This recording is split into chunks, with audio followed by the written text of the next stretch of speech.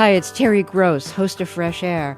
Hey, take a break from the 24-hour news cycle with us and listen to long-form interviews with your favorite authors, actors, filmmakers, comedians, and musicians, the people making the art that nourishes us and speaks to our times. So listen to the Fresh Air podcast from NPR and WHYY. Before we start, today's show references Amazon and Walmart. Amazon is a financial supporter of NPR and pays to distribute some of our content, and we also receive support from the Walton Family Foundation. This is Planet Money from NPR. Feels like a dream, feels like magic. If you were one of the 124 million people who watched the Super Bowl in the U.S., you likely saw this ad.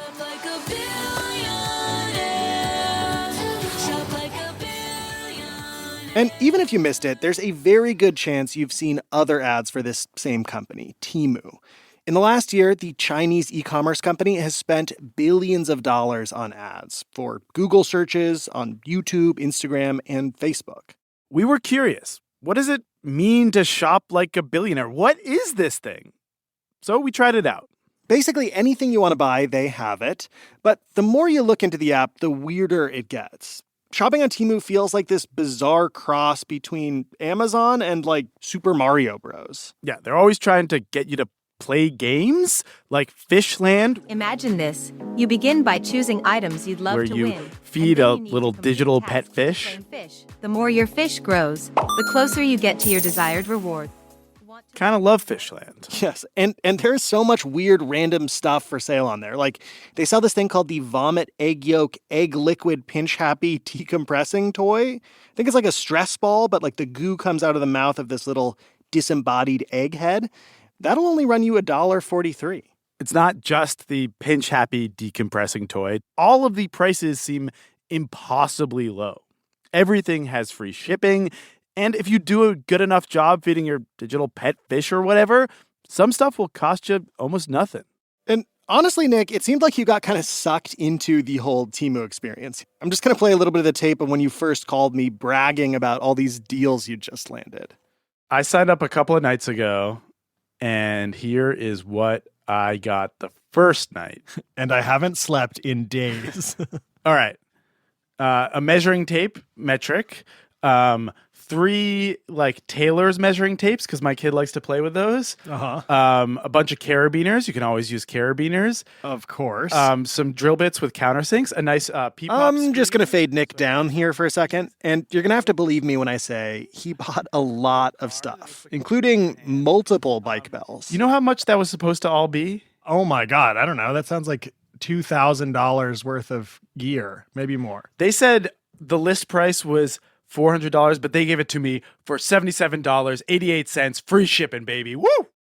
You were in kind of a shopaholic fugue state there, Nick. It was a little scary. Yeah, but once all the frenzy had worn off and we started digging more into what Temu actually is, how it works, we started to wonder, what is the right way to think about Temu and the future it might point to? Hello and welcome to Planet Money. I'm Nick Fountain. And I'm Alexi Horowitz-Ghazi. It is rare that a new e-commerce company comes out of nowhere so fast and so furious. But everywhere you look right now, it's Temu.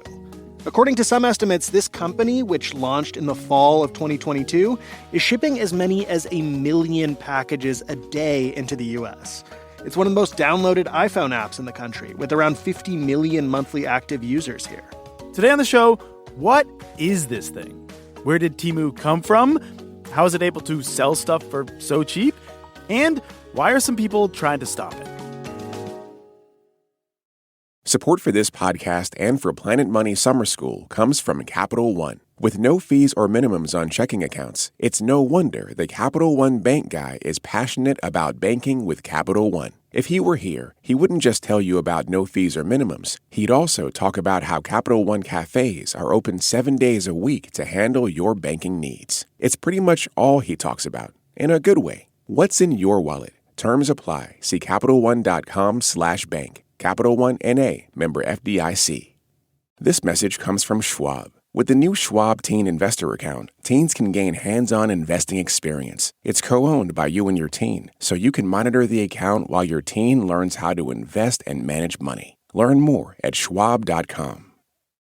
There are a lot of big questions about Temu, what it means for the future of retail and consumerism and global trade.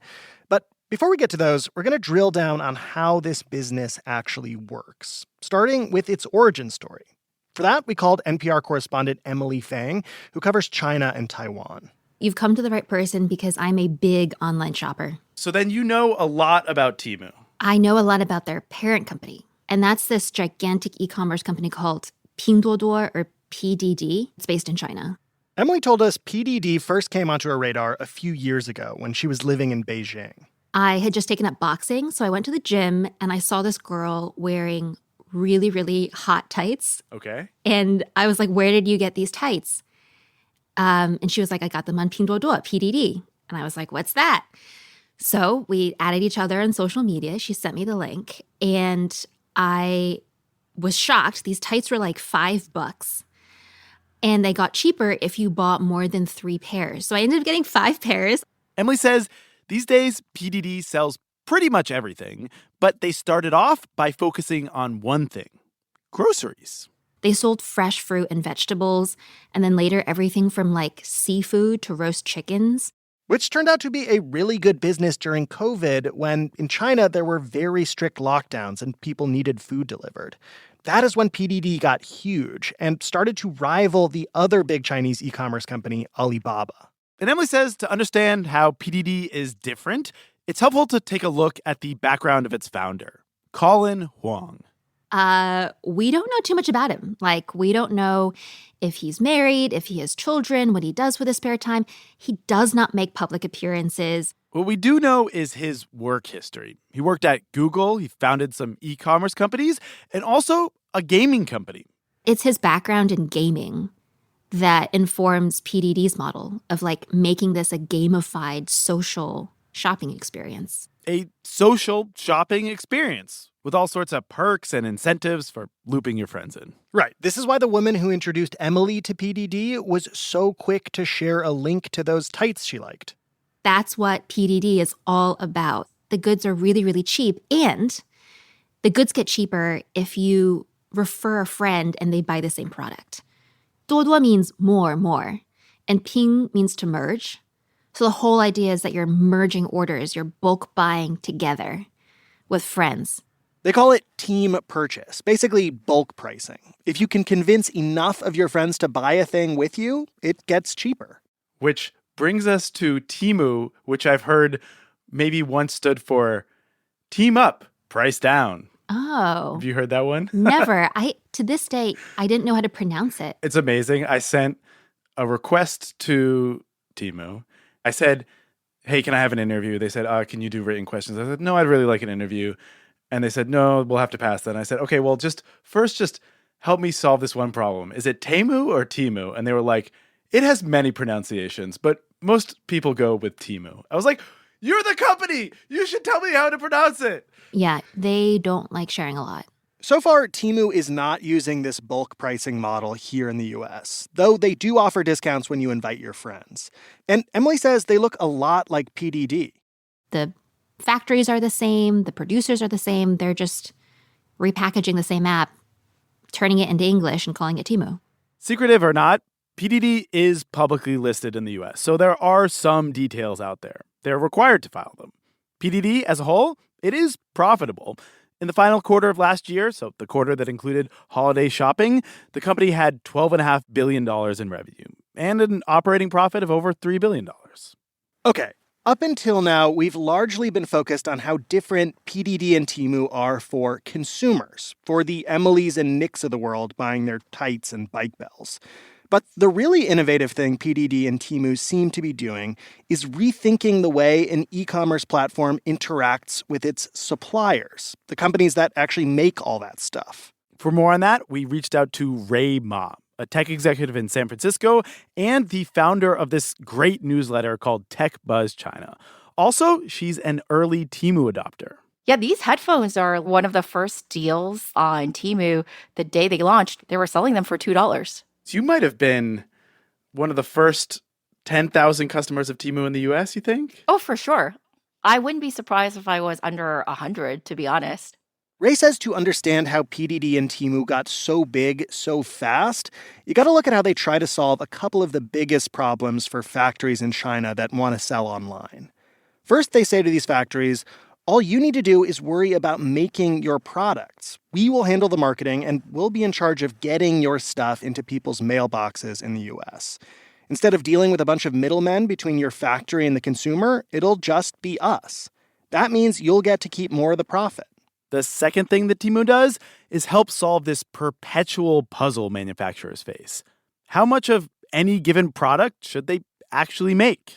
If you're a supplier and you're selling it through the traditional methods, you have to forecast what you're going to make well in advance of when people buy it, and you basically take on all this inventory risk. That's basically the problem of retail, is you have to know what people want before they want it, and that's really hard. It's really hard, and it's a lot of risk on you, and you may utterly fail at predicting demand. If you make too little, you are leaving money on the table. And if you end up making too much, you can be stuck with inventory sitting in warehouses, either in the US or in China. And that is expensive.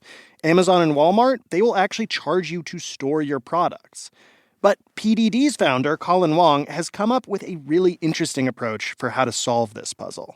Ray pointed us to this blog post Wong had written that is essentially a manifesto laying out his entire business philosophy.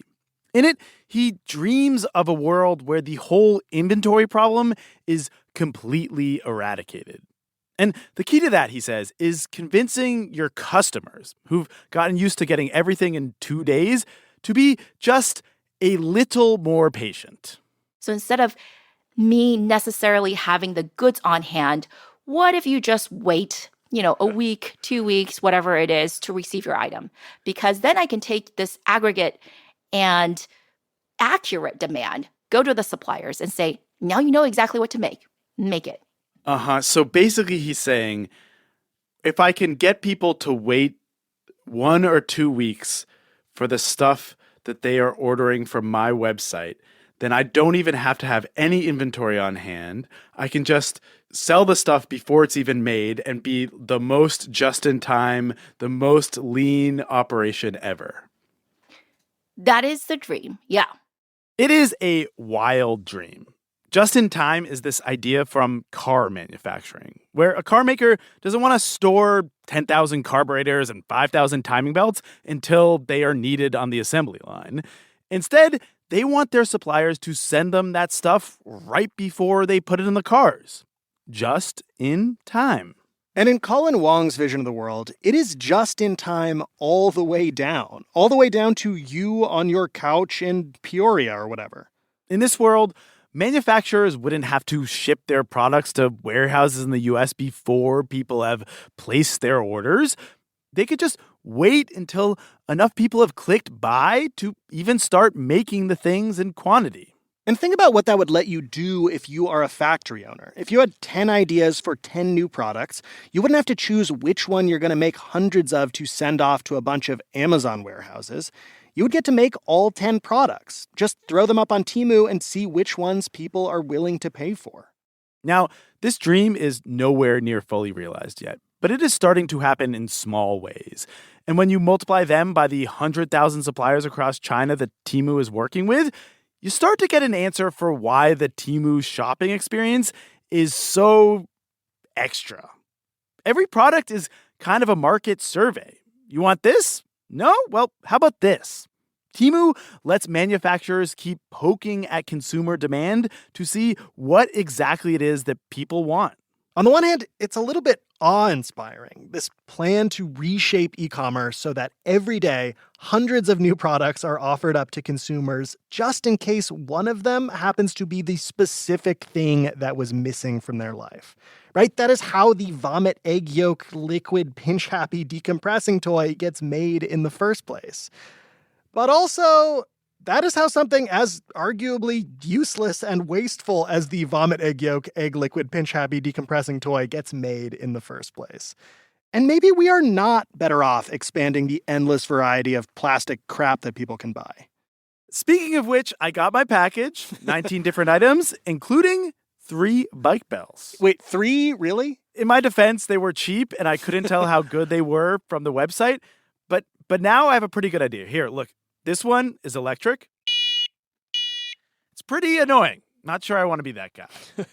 But this one right here, We got a winner. it is perfect. It is going on my bike this week. And then there is this one, which is basically just a useless piece of plastic and metal that was flown from across the world just so I could throw it away. Hold on a sec. How many bike bells did you even need in the first place? I'm going to say somewhere between 1 and 0, maybe. I just wanted to see if there were better bike bells out there, honestly. Okay, so Temu played you like a cheap bike bell. You could say it that way. After the break, some questions about Temu's way of doing business from someone trying to make that way of doing business much harder.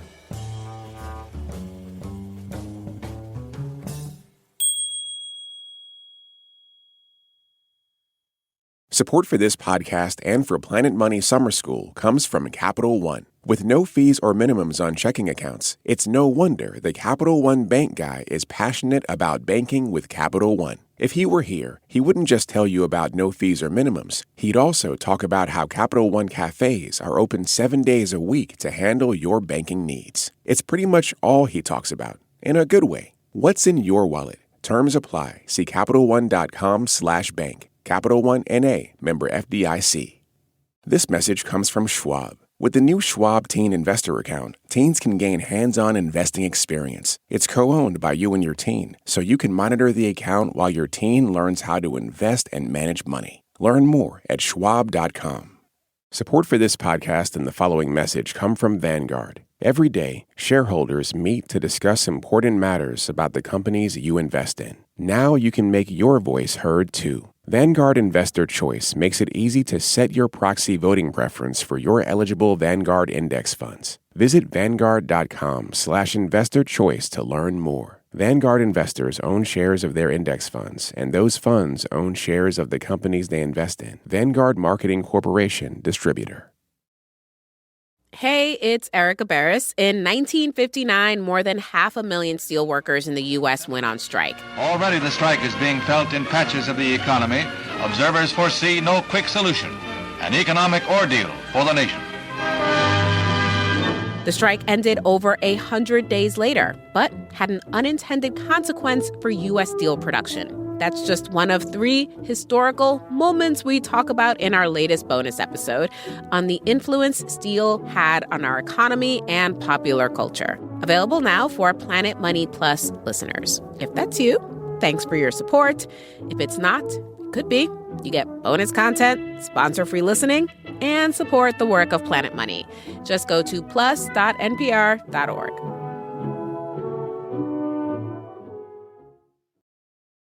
Now, so far we've mostly been talking about Temu's, maybe you'd call them business innovations, but a lot of people have been raising concerns about some other parts of the business model.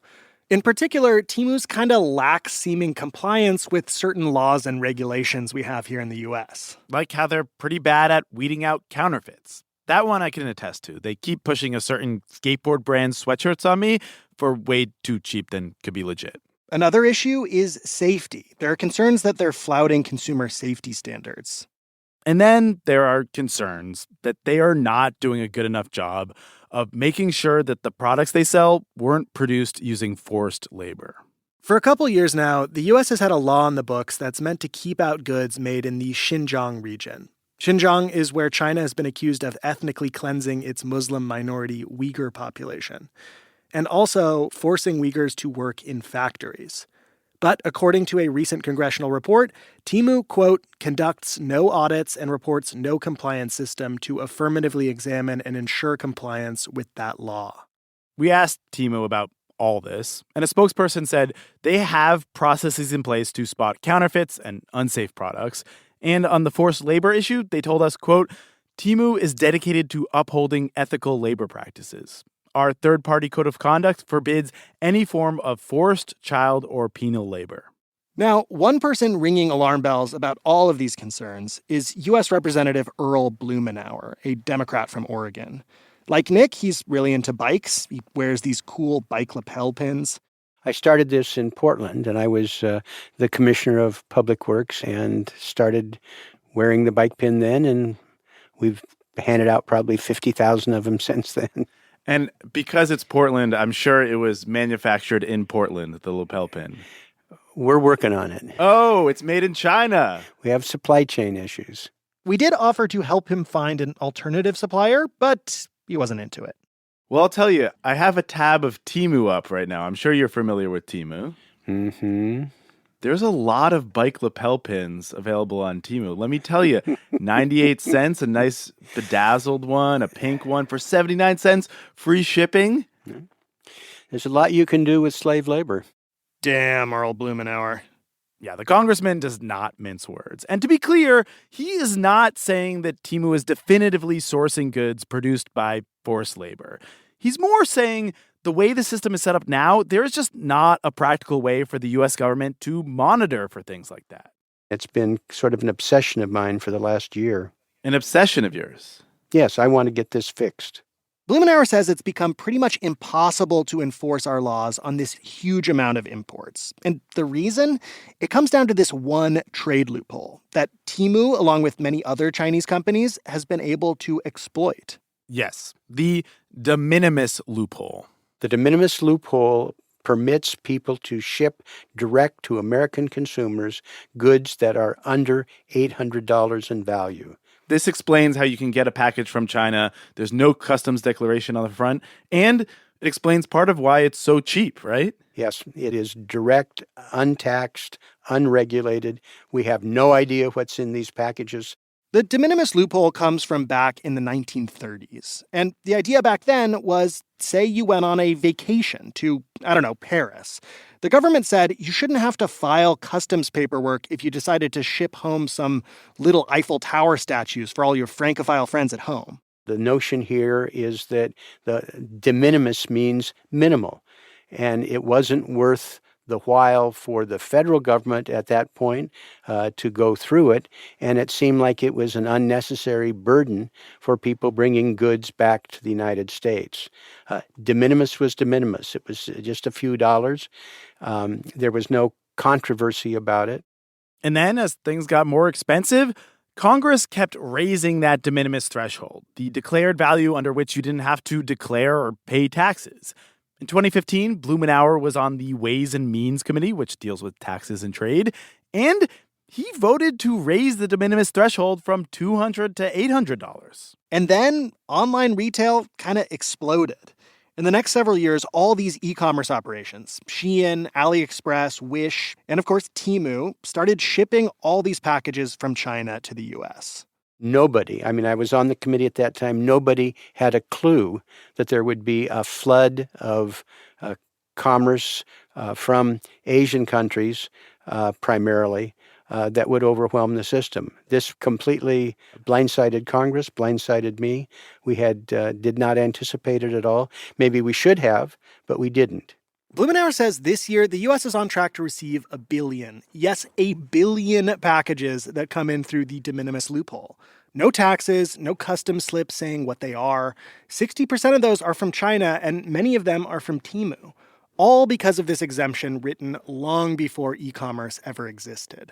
And the people who are supposed to watch our borders and make sure bad things don't come in, Customs and Border Protection, they are completely overwhelmed by the sheer scale of all this.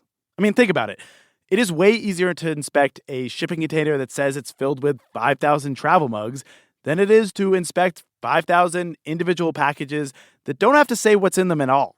What this means is that many items are slipping through the cracks, including, according to Blumenauer, unsafe items and knockoffs, and also stuff made by forced labor, and even chemicals used to make fentanyl. Right. Blumenauer says most of that stuff is coming in through China, and so he has introduced a bill that he says would slow down this flood of packages by closing the de minimis loophole for packages coming in from China specifically.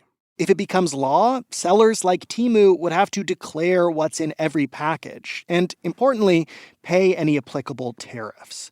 Blumenauer says this would lower the volume of packages coming in, which would make it easier for customs to keep tabs on things. So your bill would ban de minimis loophole shipments from China. What's stopping Temu from, say, putting a bunch of warehouses just across the border in Toronto and Tijuana and taking advantage of the loophole there? I'm not saying people can't cheat. I'm saying this will make it much harder. Do you think they're going to exist afterwards? I'm sure they can exist, probably. They have the potential of still producing cheap goods very quickly. I think there will be a market for it, but it will be a different market, and there will be an opportunity for American companies to compete for this business. I don't know. I don't see very many like cheap widget factories in the U.S. anymore. And it does really seem like consumers want a lot of cheap plastic stuff, generally. Like, how do you square that hole? Where will people... I'm not going to square the hole. I don't care about that. What I care about is making sure that American manufacturers and retailers are not undercut by people who are not playing fair. To be clear, Temu is not skirting any laws by using this loophole. But to give you a sense of how much money companies like Temu might be saving using the de minimis loophole, in 2022, the clothing retailer Gap paid around $700 million in import taxes. H&M about $200 million. Temu, as far as we can tell, paid $0. At this point, Blumenauer's bill does seem to have broad bipartisan support. Republican Senator Marco Rubio has co-sponsored a similar bill in the Senate, and if one of them goes through and the president signs it into law, there will be no more de minimis for Temu. And if that does happen, and who knows, it is Congress, then we might finally get to learn whether or not Temu's model, the way it has reinvented what it means to be a manufacturer and a consumer, if it's really this kind of genuine leveling up for the way we buy and sell things, or whether it only ever worked because of Temu's ability to exploit that one loophole in the U.S. tariff system. In the meantime, I've got this pretty awesome bike belt to install. And a couple to throw out.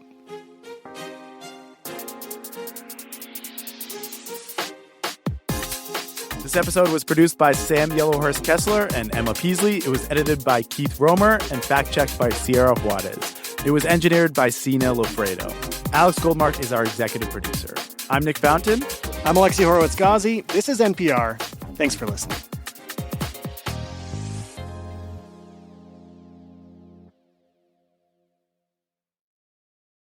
This message comes from Mint Mobile. If you're tired of spending hundreds on big wireless bills, bogus fees, and free perks, Mint Mobile is for you. Shop plans at mintmobile.com/switch. Taxes and fees extra. See Mint Mobile for details.